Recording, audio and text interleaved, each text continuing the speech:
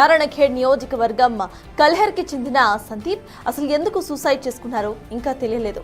ఘటనా స్థలానికి చేరుకుని డీటెయిల్స్ ను సేకరిస్తున్నారు జిల్లా ఎస్పీ.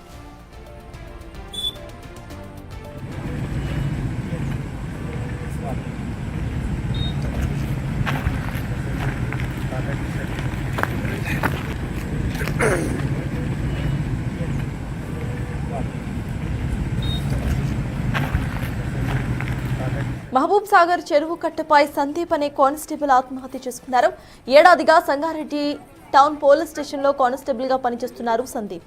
నారాయణఖేడ్ నియోజకవర్గం కల్హరికి చెందిన సందీప్ అసలు ఎందుకు సూసైడ్ చేసుకున్నారో ఇంకా తెలియలేదు. ఘటనా స్థలానికి చేరుకుని డీటెయిల్స్ ను సేకరిస్తున్నారు జిల్లా ఎస్పీ.